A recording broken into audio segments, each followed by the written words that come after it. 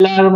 वालेकुम। मेरा नाम डॉक्टर अरशद है और मैं कंसल्टेंट ऑर्थोपेडिक्स हूँ। नाज़रीन, ओस्टियोआर्थराइटिस या डीजेनरेटिव ओस्टियोआर्थराइटिस एक ऐसा मर्ज है जो हमारे वेट बेयरिंग जॉइंट्स को अफेक्ट करता है और इसका डायरेक्ट जो ताल्लुक है वो गुजरती उम्र के साथ है। जैसे जैसे एज गुजरती जाए हमारे वेट बेयरिंग जॉइंट्स, खासतौर पे घुटने और टखने के जो जॉइंट्स हैं, उनके अंदर कार्टिलेज या चिकनी हड्डी की जो थिकनेस है वो कम हो जाती है। हमारे जॉइंट के अंदर से नेचुरल लुब्रिकेंट जो कि एक साइनोवियल फ्लूइड, जिसको हम साइनोवियल फ्लूइड कहते हैं, वो साइनोवियल मेम्ब्रेन जो कि हमारे वेट बेयरिंग जॉइंट्स की इनर लाइनिंग को, एक मेम्ब्रेन है, झिल्ली है,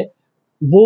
साइनोवियल मेम्ब्रेन साइनोवियल फ्लूइड को सिक्रीट करती है जॉइंट के अंदर। तो और ये जॉइंट का जो फ्लूइड है ये नेचुरल लुब्रिकेंट है जो एक फ्रिक्शनलेस मूवमेंट अलाउ करता है ताकि हम चलें फिरें, भागे दौड़ें, जंपिंग करें या कुछ सफ़र या घुटने को मोड़ें, सीधा करें, तो ये एक फ्रिक्शनलेस मूवमेंट प्रोवाइड करता है कि हड्डियां एक दूसरे के ऊपर रब ना हो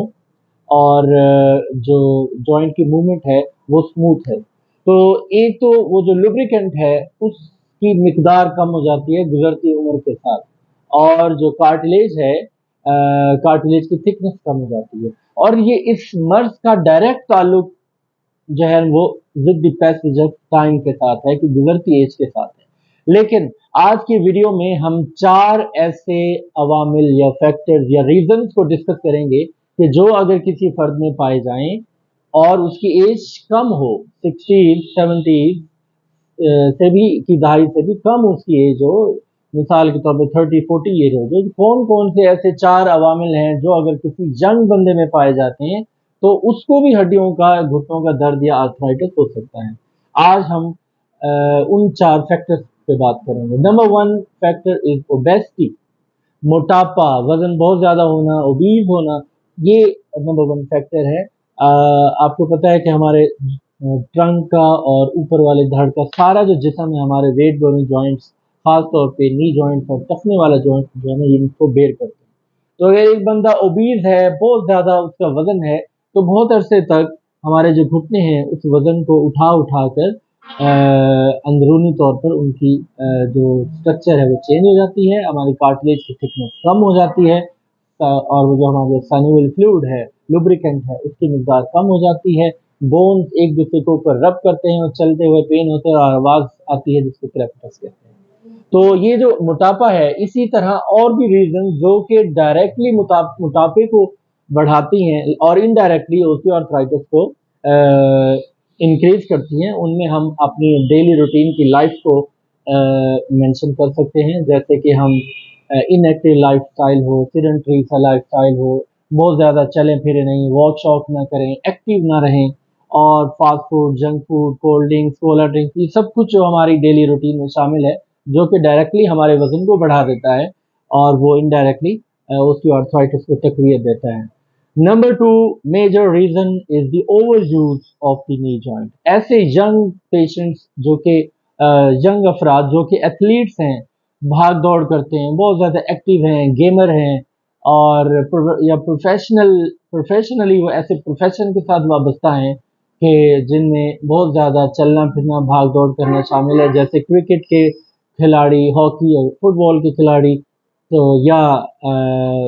मिस्त्री या मजदूर तबके के लोग जो सारी ज़िंदगी यंग एज में एक्टिव रहते हैं, सीढ़ियाँ चढ़ते रहते हैं, वेट बेयर करते हैं,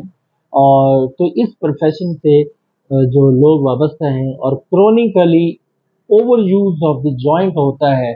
घुटने वाले जो उनका ओवर यूज होता है, तो उनके अंदर आर्थराइटिस डेवलप होने के चांसेस, उनके अंदर यंग उम्र में आर्थराइटिस डेवलप होने के चांसेस ज़्यादा ज़्यादा हो जाते हैं। Number 3 is the injury to the knee joint और वेट बेयरिंग जॉइंट्स। तो अगर खुदा न खास्ता किसी फर्द का एक्सीडेंट हो जाए और हड्डी जोड़ के पास से टूट जाए और उसकी सर्जरी हो, या अगर सर्जरी ना भी हो तो प्लस्तर से, बजरिया प्लस्तर इलाज हो, या उसके अंदर कोई इन्फेक्शन हो जाए या टीबी का इन्फेक्शन हो जाए, तो जोड़ की जो एनाटमी है वो डिस्टर्ब हो जाती है।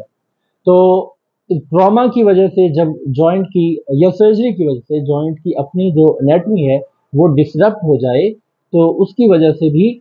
जॉइंट का जो आर्थराइटिस है वो डेवलप हो जाता है यंग एज में। Number 4 is the malalignment of the joint. हमारे जो नॉर्मल एक्सिस है जॉइंट की मेल अलाइनमेंट हो जाए, ये नॉर्मल जो एक्सिस है हमारे बॉडी का, जो वेट बेरिंग एक्सिस है, उस वेट बेरिंग एक्सिस के अंदर कोई डिस्टर्बेंस हो जाए तो वो हमारे जॉइंट को अर्ली आर्थराइटिस की तरफ लेके जा सकता है। मिसाल के तौर पे हिप का कोई डिस्प्लेजिया है, कोई अंडर डेवलप बोन है, जॉइंट की डेवलपमेंट अंडर डेवलप्ड है, या डिसऑर्डर्ड ग्रोथ हुई है, हमारे घुटने वाले जोड़ से हड्डी टेढ़ी है, अंदर की तरफ मुड़ी हुई है, जैसे कि बच्चों में रिकेट्स हो जाता है, या हम चल रहे हैं तो हमारा वेट बेरिंग जो एक्सिस है वो हमारे वेट को हमारे घुटने के ऊपर इवनली डिस्ट्रीब्यूट नहीं कर पाता, और घुटने वाले जोड़ के अंदर वाली साइड पर जो हमारा वेट ट्रांसफर होता है वो ज्यादा है, बाहर वाली साइड पर वेट कम ट्रांसफर हो रहा है, तो अंदर वाली साइड जल्दी घिस जाएगी, जल्दी डैमेज हो जाएगी, उसकी कार्टिलेज इरोड हो जाएगी, खुरदरी हो जाएगी और आर्थराइटिस डेवलप हो जाएगा। तो ये 4 अवामिल हैं जो यंग एज के अंदर आर्थराइटिस का सबब बनते हैं। नाज़रीन, अगर कोई पेशेंट चाहे यंग एज हो या ओल्ड एज के अंदर हमारे पास आए तो हम उनको इमीडिएटली इस क्लिनिकल एग्जामिनेशन के बाद इस मर्ज की तशखीस के लिए हम एक्सरे एडवाइस करते हैं, जिसके अंदर हम जॉइंट की स्पेस देखते हैं वो कम हुई होती है, जॉइंट अंदर से घिसा होता है और आर्टिकुलर सरफेस की कुछ नोकें निकली होती हैं। ये हमारा एक रेडियोलॉजिकल जो है ना वो एग्जामिनेशन होता है। उसके बाद हम मरीज का इलाज तजवीज़ करते हैं। आर्थराइटिस का इलाज आपको पता है 3 किस्में है। पहले नंबर पर हम कुछ दर्द की दवाइयाँ, कैल्शियम, विटामिन डी, कुछ सप्लीमेंट्स मरीज को एडवाइस करते हैं, फिजियोथेरेपी, प्रिकॉशनरी मेजर्स और कुछ ब्रेसेस एडवाइस करते हैं। इससे ठीक ना हो तो हम जोड़ के अंदर कुछ इंजेक्शन लगाते हैं जिनको विस्को सप्लीमेंटेशन कहते हैं, और अगर उससे भी मामला हल ना हो तो हम फाइनली जोड़ की तब्दीली का ऑपरेशन का मशवरा देते हैं, जिसे हम जॉइंट रिप्लेसमेंट सर्जरी कहते हैं। नाज़रीन, उम्मीद है आज की वीडियो आपको पसंद आई होगी। अगर आप इस चैनल पर न्यू हैं तो इसको जरूर सब्सक्राइब करें। Thank you. अल्लाह।